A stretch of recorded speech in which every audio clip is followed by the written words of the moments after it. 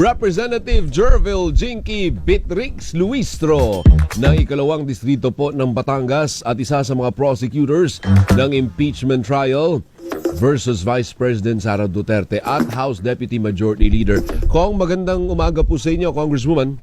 Good morning, ma'am. Good morning, Alvin. Good morning, Doris. Salamat po sa imbitasyon for being here again in your program. Opo, ay nakita po namin, nabasa namin sa online news, may partihan na po pala kayo, ano po, nalatag na kung ano-ano ang toka ninyo. Basically, yes, Alvin, meron kaming mga respective assignments sa articles of impeachment. There are 7 articles at nagkaroon na kami ng understanding who will take care of the first, the second, the third, so on and so forth. So yes, Alvin, meron na po kaming toka-toka as to the prosecutors who will be preparing and prosecuting per article of impeachment of the complaint. Ano po nakatoka sa inyo at sinong partner nyo? I will be taking care of, actually this is just one of the several assignments that I have, but among those is the second article, that is confidential fund of the OVP, no? Tapos, I will be helping also on the 4th article of impeachment, that is for the graft and corruption. And same is true with respect to the 5th article of impeachment, that is extrajudicial killing. And the rest of the members of the prosecution team were given their respective assignments also. Sino partner I nyo think there are dyan? 2 to 3 assignments per prosecutor. Apo, sino Okay. partner nyo sa Sino part na kasama? yan, Kong? Alam mo kasi, Alvin, medyo may kalakihan itong subject matter ng confidential fund eh. So I will be working with a number of prosecutors. Among those are Chairman Ako, Rog Gutierrez, Jill Bongalion, and Chairman Chua of the Good Government Committee. Opo, sino yung private prosecutor na kinuha ninyo, Kong? I think, Alvin, we're not yet in the position to disclose the private prosecutors because we have not ascertained yet kung sino ba yung ating ipuput on board among the so many volunteer private prosecutors. No, marami po ang nagprepresenta na tumulong sa prosecution team from the private sector. No, of course, these are lawyers and we have not reached with finality kung sino sa kanila yung ipapasok talaga natin doon sa prosecution team. So I hope that the people will bear with us until we are able to disclose the private prosecutors na makakatulong po ng mga public prosecutors. So may bago po ba doon sa mga petsa? Since the last time na nag-interview tayo, hindi ho ba parang July pa, no? Yung simula talaga. July 30. May pagbabago po ba?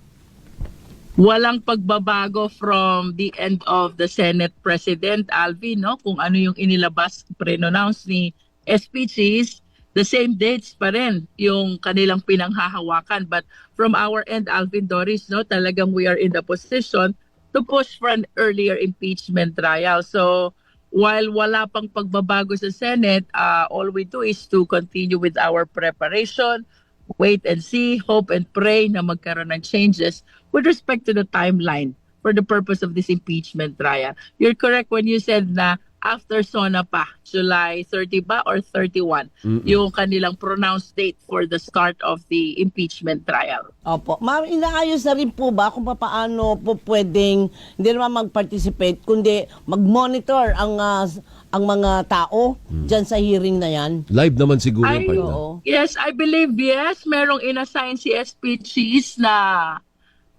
committee dito sa impeachment court who will take care of the media as well as the public who wish to witness the impeachment trial. But of course, we have to understand, no, may kaliitan yung gallery ng ng Senado. So definitely magkakaroon niya ng restrictions about who will be allowed inside.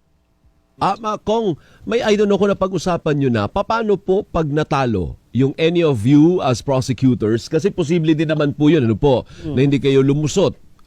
Not particularly you, kung hindi any of you, anong usapan ninyo? Definitely, Alvin, dapat kasi member ng House ang public prosecutor, no?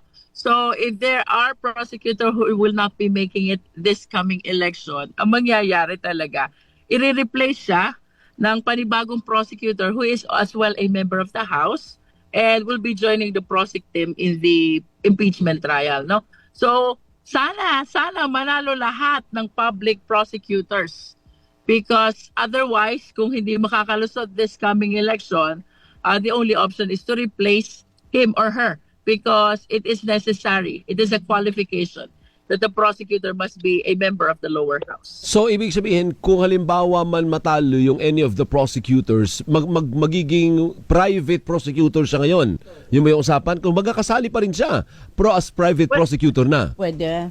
It depends perhaps on the public prosecutor if he or she will have the inclination to still join in her capacity as a private prosecutor instead of public prosecutor. No? Pero what is significant, hindi na siya pwede maging public prosecutor. Tama. Because for one to become a public prosecutor, dapat member ka na Correct. lower house, ng House of Representatives. No? Tama naman. But I am hoping really, Alvin, no? Everybody's hoping that the entire team will make it this coming election. Tama No? naman. Pagkaman, there are 3 of us, I believe, who are unopposed, no? So parang 8 lang naman kami na quite challenged talaga this coming election, and all these 8 prosecutors naman are very, very much positive about their respective bids. Okay, sige. Ay, nandiyan ka na rin lang. Tanungin ka na namin kasi ang mainit ngayon, pabalik. Sina dating Pangulong Duterte at si Vice President Sara Duterte from Hong Kong. Ang balita ay babalik today pero hindi pa rin nawawala yung alingas-ngas na may arrest warrant from the ICC. Siyempre ang dating presidente nagpumunta sa committee nyo dyan, hindi ba? Correct. Doon sa hearing ninyo. Anong say mo, ma'am? Okay lang ba sa inyong pa-aresto si dating Pangulong Duterte? Ako kasi, Alvin, ever since I am in favor of the Philippines rejoining the ICC, the International Criminal Court. Why? I consider ICC as the court of last resort. If there are issues, cases, controversies in our country which cannot be handled anymore efficiently and effectively by the Philippine court, I would want that there is an ICC na pwedeng humawak ng kaso, no? And this is how I view the cases of extrajudicial killing, which the Quad already investigated. We have seen the evidences, pero medyo frustrating na napakabagal ng ating justice system dito sa Pilipinas, with all due respect, no? At least with the ICC, we have an international tribunal who can take care of this if the Filipino people feels na kulang na ang ginagawa ng ating justice system dito sa loob ng bansa. So ibig sabihin, if the ICC will really issue or indeed issued a warrant of arrest with respect to the extrajudicial killing being charged against the former president, my stand is I will be welcoming it, no? Because we adhere to the international principle of due process and human rights. So dapat ay bigyan natin ng pagkakataon na magkaroon ng implementasyon, tamang implementasyon ang ICC with respect to this warrant of arrest which they have issued or they will issue against the former president. Alright.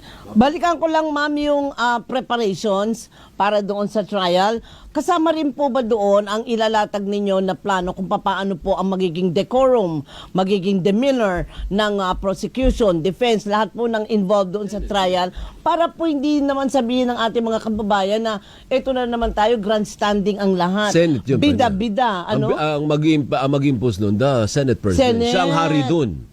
Siya ang hari, siya magpipreside. I think, Alvin, Doris, no, itong mga sinasabi yung demeanor na to is supposed to be covered by the rules, Senate rules on impeachment, no?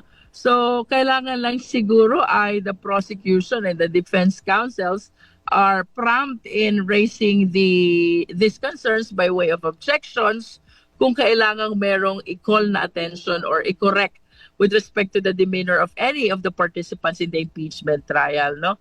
I understand what you're saying about the grandstanding. Sometimes it consumes time, no, which compromises the subject matter of the case or the hearing of the case, no?